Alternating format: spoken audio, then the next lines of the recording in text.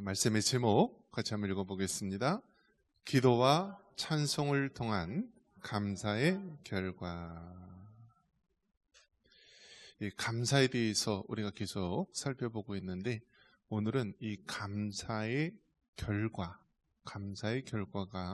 어떻게 나타났는지 우리 성경을 통해서 또 살펴보고자 합니다. 성경에 보면은 삼위 하나님의 그 역사하심이 잘 나타나 있습니다. 성부 하나님께서 구원을 계획해 놓으시고요, 성자 예수님께서 2000년 전 이 땅에 친히 오셔서 십자가에서 구원을 이루시고, 또 성령 하나님께서 우리 각 사람에게, 또 우리 교회에게 구원을 완성시키는 귀한 사명을 주셨습니다. 그래서 삼위일체 하나님께서 구원에 있어서도 서로 연합하고 합력하여서 하나님의 선한 뜻을 이루어감을 우리가 볼 수 있습니다. 마찬가지로 우리가 일상생활에 살아갈 때에도 이 삼위 하나님의 역사하심이 우리 삶 속에 나타나야 됩니다. 하나님의 말씀과 예수님의 그 생명의 복음과 또 성령 하나님의 그 능력의 역사가 우리 삶 속에 나타나야만 하는 것입니다. 그래서 어느 한쪽으로만 치우친다라고 한다면 그것은 잘못된 것이죠. 구약에 지금도 마찬가지이지만 유대인들, 이스라엘 사람들은 그 구약의 하나님, 여호와 하나님만 믿고 예수님을 하나님으로 믿지 않죠. 예수를 한낱 인간 예수로 보기 때문에 그들은 삼위 하나님을 믿지 않기 때문에 올바른 기독교 신앙이라고 말할 수가 없습니다. 가톨릭은 어떤가요? 가톨릭은 성부, 성자, 성령 하나님을 믿지만 여기 추가적으로 마리아를 신성시하고 여러 가지 성인들을 신성시합니다. 그래서 가톨릭은요, 삼위일체 하나님 플러스 또 다른 것을 믿기 때문에 그들은 잘못된 신앙의 모습을 보이고 있는 것이죠. 우리 교회에서도 어떻습니까? 교회에서도 사람이 저마다 다른 부분이 있지만 중요한 것은 삼위 하나님의 그 건강한 역사하심이 균형 있게 나타나야 되는 것입니다. 우리 민족은 이 삼위 하나님 중에서 어떤 쪽이 더 강할 것 같아요, 여러분? 성부, 성자, 성령. 성부 하나님의 말씀, 성령 하나님의 생명, 또 성령 하나님의 성자 예수님의 생명, 성령 하나님의 능력, 이렇게 본다면 대부분 장로교회는 하나님의 말씀이 강하죠. 하나님의 말씀. 그리고 순복음교회라든지 감리교회라든지 이런 데는 뭐가 강하죠? 성령 하나님이 강하고요. 또 전도단체, 선교단체는 이 예수님의 이 복음, 생명을 또 강조를 하죠. 근데 어느 한 가지만 강조를 하고 나머지를 소홀하게 한다면 그것은 이미 건강성을 잃게 되는 것입니다. 근데 우리나라 사람은 이 서양 사람들 외부에서 볼 때 딱 티가 나는 것이 있어요. 뭐가 강할까요? 미신이 강해. 미신이 강해서 미신이 강해가지고요, 이 미신, 우상을 섬기듯이 하나님을 섬기려고 해요. 예전에 이제 어떻게 하죠? 장독대에 이 물 한 바가지 이렇게 떠놓고 천지 신령이시여 이렇게 빌잖아요. 또 이렇게 길 가다가도 아주 그냥 수백 년 된 뭐 느티나무나 이런 데 있으면 막 고개를 숙이고 막 하고, 그리고 지나가면 산 같은 데 가면 돌을 가만히 놔두지 돌을 또 어떻게 해요? 쌓아서 이게 우상을 만들어요. 그래서 이 돌을 또 끝에 하나 딱 자기 돌을 얹어야지만 마음을 놓고 가는 사람들이 있어요. 돌탑을. 어떤 사람은 그냥 발로 뻥 차고 그냥 부시는데 어쨌든 막 이 우리나라 사람은 태생적으로 막 그렇게 섬기려고 하는 게 굉장히 강해요. 이 영적인 부분이 강해요. 그리고 교회 다니고 직분 달아도 항상 연초되면 어디 간다고요? 전 보러 가요. 결혼 날짜 받으면 어떻게 하죠? 예, 점쟁이한테 확인받아요. 그러니까 점쟁이가 항상 좋은 얘기 하나요? 무당들이 꼭 나쁜 얘기해요. 여름철에는 예, 물가에 조심하라 그러고 뭐 하여튼 온갖 안 좋은 얘기를 다 하죠. 그러면 이제 뭔가 하나 사야 돼요. 부적을 사든지 뭘 하나 예, 뭐 구슬을 한다든지 해야 돼요. 근데 그게 보통 얼마예요, 여러분? 엄청나요. 엄청나요. 그냥 몇 번 하면 집 한 채가 날아갈 정도예요. 집 한 채가. 그러니까 여러분 어떻습니까? 하나님께서 우리나라 사람들에게 건전하게 역사를 하시려고 성령님의 역사가 나타나려고 해도 꼭 이상하게 우상을 섬기듯이 구판을 섬기듯이 그렇게 하기 때문에 안 줘요. 대표적인 게 뭐예요? 예언의 은사를 안 줘요. 예언의 은사를 안 줘요. 우리가 생각하는 예언이 여러분 무엇입니까? 몇 날, 몇 월, 며칠 무슨 일이 생길 것이다. 여러분 그렇게 생각하잖아요. 그죠? 아, 당신 아들 이번에 대학 합격하니까 걱정하지 마라. 당신 남편 이번에 신랑 진급하니까 승진하니까 걱정하지 마라. 뭐 이런 거 원하잖아요, 여러분 다. 대부분. 그런데 성경이 말하는 예언은 미래의 일에 대한 예언이 아니라 하나님에 대한 축복의 말씀이 대부분이에요. 하나님이 형제를 사랑하십니다. 그래서 낙심하지 말고 힘을 내십시오. 여러분 정말 예? 어려움이 생겼지만 하나님께서 자매님의 마음을 아십니다.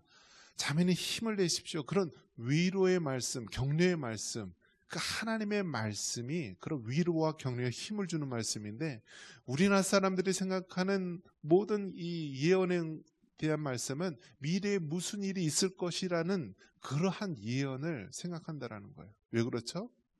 조상 대대로 그렇게 무당한테 가서 예언받는 거 좋아하고 뭐하고. 그러니까 예수님 믿어도요. 그 계벌은 남주지 못한다고 계속 쫓아다니는 거예요. 산으로 들러 어디 누가 용하더라. 어느 목사님이 어느 선교사님이 용하더라. 그러니까 성령의 역사가 우리나라의 이 성도들에게 나타나려고 해도 하나님께서 마음껏 부어주시지 못하는 거예요. 왜 그래요? 자꾸 잘못된 길로 흘러가니까요. 그렇게 못하는 거예요. 절제시키고요. 자꾸 이렇게 자족할 수 있도록 계속 할 수밖에 없는 거예요. 그러니까 민족별로요. 여러분 기질이 있어요. 기질이. 짐승도 어떻습니까, 여러분? 진돗개 새끼는 진돗개고요. 리트리버는 리트리버예요. 참 하나님께서 어쩔 수 없이 그렇게 주셨어요. 브라질 사람 아십니까, 여러분? 브라질? 예. 그 사람들은 항상 이 축제 때 삼바 춤을 추죠. 어떻게 추죠, 여러분? 박노희 집사님 보셨어요? 예. 그 사람들 아주 그냥 거의 반나체로요. 엉덩이를 그냥 흔들흔들하면서 춤을 춰요. 근데 동양 사람 보고 그렇게 춤추라 그러면 춤을 추겠어요? 아리랑 춤을 출 수 있겠죠. 그런데 그런 브라질이나 그런 삼바 춤 같은 거 못 출 거예요. 자, 태평양 지대 하와이에는 막 이런 또 원주민들 그런 그러니까 하나님께서 그 민족 고유에게 주신 기질들이 있고요. 성격들이 다 타고난 것입니다.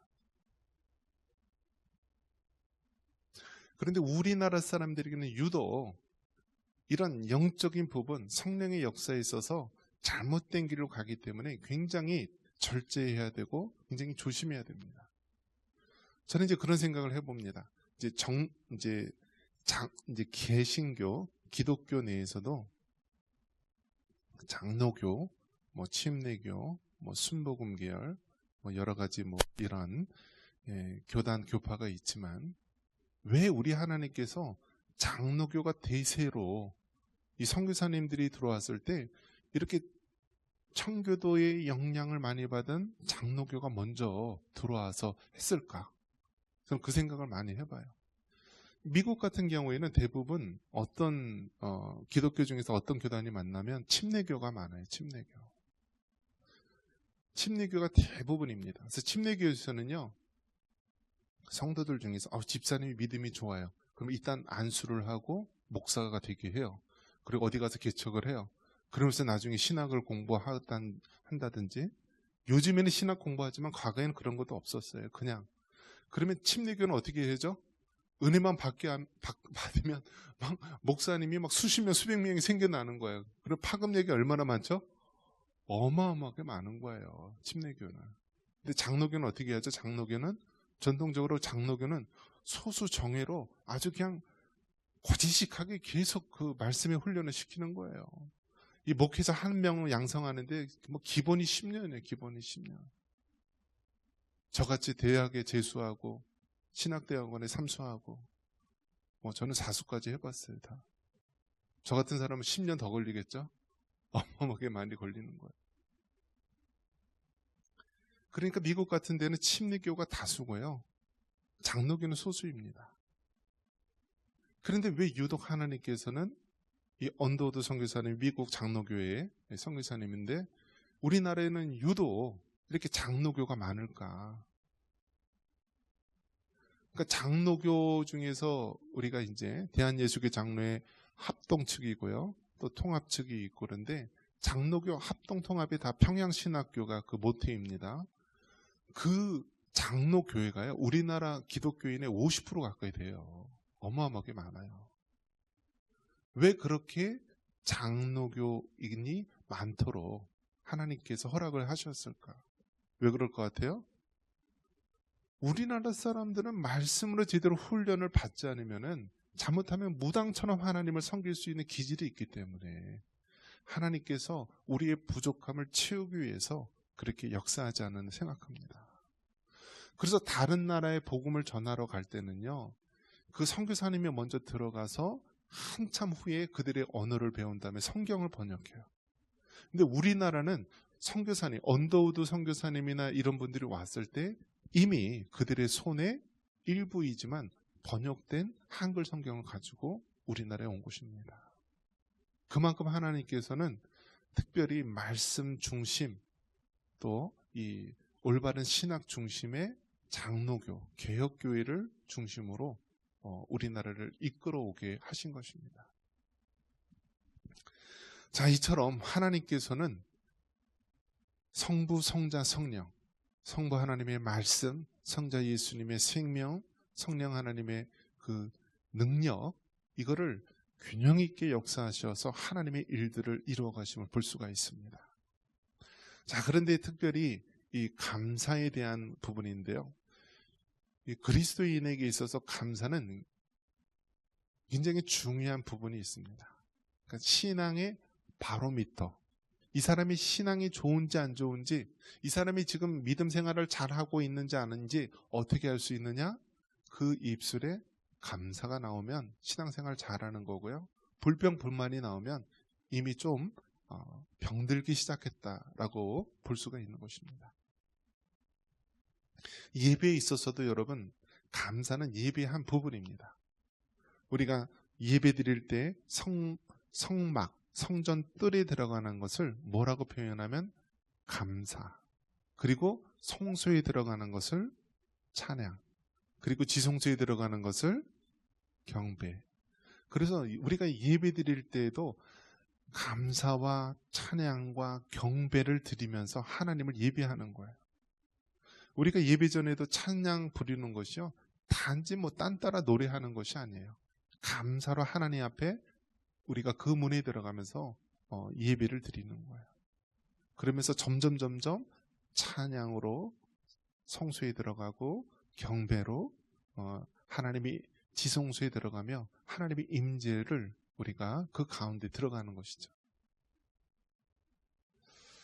특별히 감사의 결과는요, 우리가 옥문이 열리는 역사가 일어납니다. 한번 따라해 볼까요? 감사의 결과. 옥문이 열린다. 오늘 이 말씀의 배경이 어떤 말씀입니까? 바울과 실라가요, 빌립보 지역에 가서 복음을 전하는데 한 꼬마 소녀애가 귀신을 통하여서 점을 보거나 뭐 그런 일을 해요. 그런데 그 사도 바울이 보기에 그 귀신 들려서 점 보고 그 주인의 이익을 남기게 하는 그 여인이, 그 꼬마애가 너무나 불쌍해서 나사렛 예수 이름으로 귀신아 떠나가라 해서 귀신을 쫓아줬어요. 멀쩡하게 그 여인을 만들어줬어요. 그랬더니 어떤 일이 벌어질까요? 상금을 주나요? 막 사람들이 막 이렇게 우러러보면 사나요? 분명히 하나님의 역사로 귀신을 쫓아냈지만 결과는 바울과 실라가 감옥에 갇히는 신세가 됐어요. 왜 그럴까요? 그 꼬마 여자애가 이 귀신을 통해서 점을 보는데 귀신이 떠나가니까 자기 주인의 이익이 없어지잖아요. 그러니까 모함하고 고발해서 바울과 실라를 감옥에 갇히게 되는 것입니다. 그런데 여러분, 이 바울과 실라가 이 빌립보에 가기까지 어떤 일이 있었죠? 사도 바울은요, 어떤 마음이 있었냐면 소아시아, 에베소 지역이나 이런 소아시아에 복음을 증거하기를 원했어요. 그런데 이 환상 중에 마게도냐 사람이 와서 건너와서 우리를 도우라라고 이야기를 하는 거예요. 이 마게도냐가 어디냐면 이 빌립보 지역으로서 오늘날 유럽이에요. 유럽. 만약에 하나님께서 이러한 역사를 이루지 않으셨다라고 한다면 우리가 유럽이나 미국보다 어떻게 해요? 우리나라가 먼저 복음을 받아들일 수 있었어요. 그런데 이 성경의 이 사건을 통하여서요, 이 소아시아의 복음을 전하고 싶었던 사도 바울인데 성령이 막으신 거예요. 하나님이 막으신 거예요. 그래서 그 복음의 방향을 소아시아에서 유럽 쪽으로 틀어버린 거예요. 그래서 이 마게도냐 지역, 그 중에 이제 첫 성인 빌립보에 가서 복음을 전한 합니다. 그래서 그 순탄하게 루디아라고 하는 여인을 만나서 또 복음의 동역자도 만나지만 오늘 이 본문과 같이요, 그렇게 감옥에 갇히는 일들도 생기게 됩니다. 그러니까 여러분, 하나님의 일을 행할 때 보면은요, 순탄하게 열릴 때도 있지만 성령의 인도하심에 따라 가지만 때로는 감옥에 갇힐 수도 있다라는 사실입니다. 그러니까 여러분, 얼마나 믿음 생활하는 게 어렵고요, 얼마나 신앙으로 판단하기가 어렵습니까? 감옥에 갇히는데 우리가 어떻게 하나님의 뜻이다, 감옥에 갇히는데 어떻게 우리가 하나님 말씀대로 순종했다라고 자신 있게 얘기할 수가 있겠어요? 그런데 여러분, 정말 하나님의 일은 우리가 모르는 거예요. 인간의 눈으로 봤을 때 감옥에 갇히는 것이 일이 잘 안 되는 것이고 망하는 길이고 뭔가 끝났다라고 하면서 우리가 절망 가운데 빠지기 쉽지만, 하나님께서는 일부러 감옥에 갇히게 하시고요, 그 다음에 하나님의 놀라운 역사를 이루게 하시는 것입니다. 우리가 사도행전 28장 중에서 가장 복음의 메시지가 강한 부분이 무엇입니까? 사도행전 16장 31절에 주 예수를 믿으라, 그리하면 너와 네 집이 구원을 얻으리라 라는 이 복음의 메시지 아닙니까? 이 복음의 메시지가 나오는 상황이 바로 이 사도 바울 또 실라가 감옥에 갇혀 있는 상태에서 그 간수와 그 가족들에게, 그 식솔들에게 복음의 메시지를 전한 이 메시지 아닙니까?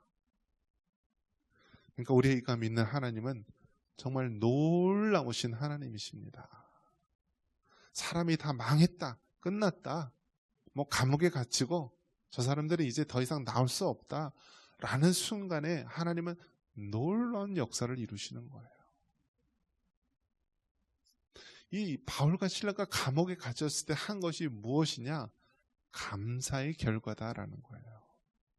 기도로 감사하고요, 찬양으로 감사했다라는 사실입니다. 여러분, 감옥에 안 가보셨죠? 감옥이 좋을까요, 안 좋을까요? 뭐 어떤 분은 뭐 노숙자나 이런 분들은 겨울 나기 힘들어가지고 그냥 뭐 편의점이나 이런 데서 물건 훔친 다음에 일부러 감옥 좀 보내달라고 하는 그런 노인이나 그런 분들도 있더라고요. 그런 분들은 정말 이 잠자는 거 먹는 것만 해결되면 좋겠다라고 하는 분도 있겠죠. 그런데 감옥은요, 좋게 안 해놔요. 평균이라고 인다면요, 평균에서 저 밑바닥이에요. 밑바닥. 대통령도 감옥에 가니까 일주일에 한 번 목욕시키고요, 약을 먹어야 되는데 이 윤 대통령이 당뇨하고 이 눈이 이제 막 이 안 좋기 때문에 약을 먹어야 되는데 약을 감옥 안에 못 주는 거예요. 이 교도소 안에서만 허용되는 약을 먹어야 되는 거예요. 그러니 약 먹는 것 하나서부터 모든 것들이 다 불편한 것이죠. 여러분, 감옥에서 잠자면 한번 물어볼게요. 밤에 잘 때 불을 꺼줄 거예요, 켜줄 거예요? 잠잘 때 불을 꺼줄 거예요, 켜줄 거예요?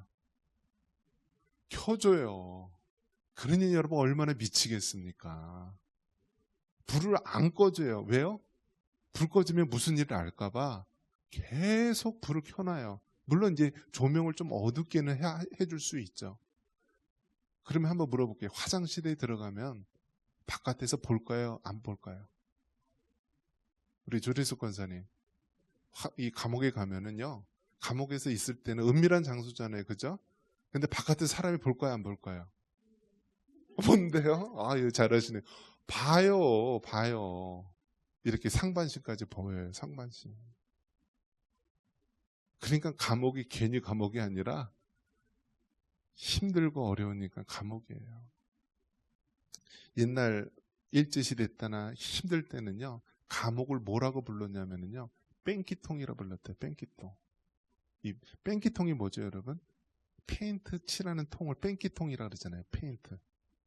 그 화장실이라는 게 어떤 거예요? 그럼 뺑기통 하나 갖다 놓고요, 거기서 볼일 보고 하는 거예요. 그러니까 감옥이라는 것이 그 안에서 뭐 위생적으로나 모든 것이 다 최악의 상황이고요. 그냥 유지만 하는 것 뿐이에요. 유지만 하는 것. 바울과 실라가 지금 사실은 그거보다 더 열악한 상황 가운데 감옥에 있는 거예요. 그 유럽이나 이런 데 감옥은요, 지하 감옥이에요. 지하 감옥. 땅을 파가지고 대부분 빛이 잘 안 들어오는 그런 감옥들이 대부분입니다. 그러면 뭐랑 같이 살죠, 여러분? 온갖 벌레들 같이 있어요. 총신대 가면은 기도굴이라고 있어요, 기도굴.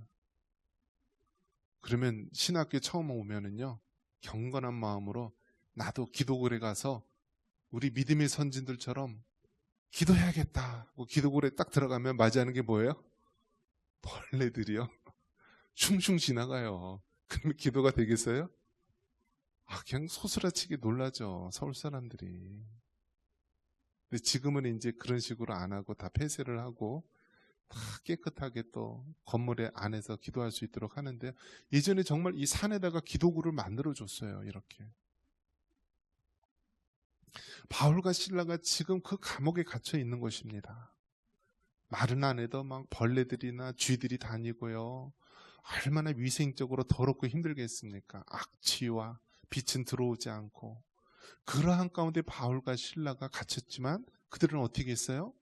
그들은 하나님을 믿고 하나님의 명령대로 복음을 했던 거예요. 복음을 전했습니다. 그래서 그곳에서 기도를 하는데요, 감사의 기도를 하나님께 드립니다. 하나님, 무슨 뜻인지 모르지만 그래도 하나님, 이곳 빌립보 지역까지 오게 하시고 또 이곳에서 한 귀신 들린 소녀를 또 이렇게 구원하는 일을 하게 해주셨습니다 하면서 그 상황에 대해서 비록 감옥에 갇혔지만 감사하는 기도를 드렸을 겁니다. 그리고 어떻게 해요? 찬양을 하잖아요. 찬양. 그러니까 정말 마음속에 가득하고 감사가 가득하고 하나님을 향한 은혜가 가득할 때 나오는 것이 뭐예요? 찬양이잖아요. 찬양. 그러니까 감옥 안에서 하나님 앞에 감사의 기도를 드리고 하나님 앞에 감사의 찬양을 올려드린 것입니다. 그럴 때 바로 감옥의 문이 열리게 된 것입니다. 할렐루야. 우리가 믿는 하나님은 그런 하나님이에요, 여러분. 정말 절망이고 감옥, 그 깊은 어두운 그늘 속에 갇힐 수밖에 없는 상황이지만 그것에서 하나님 앞에 감사와 찬양과 영광을 올려드릴 때요, 닫힌 옥문이 열려지는 줄 믿습니다. 여러분의 인생길에서도요, 정말 막다른 길에 우리가 이를 때가 있어요. 그 감옥, 그 어둠 깊은 곳에 갇혔을 때 우리가 그곳에서 해야 될 것이 무엇입니까? 하나님 앞에 감사의 기도를 드리시기 바랍니다. 하나님 앞에 감사의 찬양을 드리시기 바랍니다. 그러면 우리를 묶고 있는 그 착고가 풀리고 우리를 갇혀놓은 그 감옥의 문이 열릴 줄 믿습니다. 그리고 더 놀라운 사실은 무엇입니까? 바울과 실라가 감옥에 갇혔을 때요, 옥문이 열립니다. 그때 이 간수장이 옥문이 열린 것을 보고요, 자결을 하려고 했습니다. 왜 그렇죠? 그 당시에는요, 이 로마 이 군인들이나 이런 사람들은요, 죄수가 도망을 가잖아요. 그러면 그걸 지키고 있는 군병이요, 그만큼 도망간 죄인이 형을 받은 만큼 살아야 되는 거예요. 이 도망간 죄인이 10년이다 그러면 이 군인이 10년 동안 대신 갇혀야 돼요. 책임이 그렇게 중요했어요. 그러니까 죄수 2명이 그냥 도망가 버리고 그랬으니까 이 간수장이 순간 낙심을 해서 자결을 하려고 했던 거예요. 그럴 때 뭐라고 얘기했습니까? 사도 바울이 자결하지 마시오. 우리가 여기 있으니까 안심하시오라고 이야기를 합니다. 그러면서 이제 간수장을 만나게 되고 그에게 바로 복음의 메시지 주 예수를 믿어라. 그리하면 너와 네 집이 구원을 얻으리라. 라는 이 복음의 메시지를 증거하게 된 것입니다. 그래서 여러분 이러한 역사 때문에요, 아시아보다 유럽이 먼저 복음화가 된 거예요. 세계 3대 문명 무엇입니까? 중국에서 나왔잖아요. 종이, 나침반, 또 뭐예요? 화약인가요? 다 중국에서 나온 거예요. 그런데 중국이 선진국이에요? 아시아가 선진국이에요? 그게 아니잖아요. 복음이 먼저 들어갔던 서구 유럽이 더 선진국이 되었고요. 복음으로 새로운 땅을 개척했던 미국이 선진국이 되었잖아요. 그러니까 여러분 얼마나 놀라운 역사입니까? 오늘 이 사건 때문에 이 유럽이 먼저 복음이 전해지게 된 거예요. 말씀을 맺습니다. 여러분, 감사의 결과 옥문이 열리게 됩니다. 여러분 어떠한 상황 가운데 있어도 하나님을 원망하거나 불평하지 말고요, 바울과 실라처럼 그 어둠의 감옥 안에서도 하나님 앞에 감사의 기도를 드리시고요, 감사의 찬양을 올려드리시기 바랍니다. 그럴 때 우리 인생을 가두고 있는 어둠의 감옥의 문이 열리고 하나님의 영광의 역사가 나타날 줄 믿습니다. 이러한 은혜가 있기를 주님의 이름으로 축원합니다.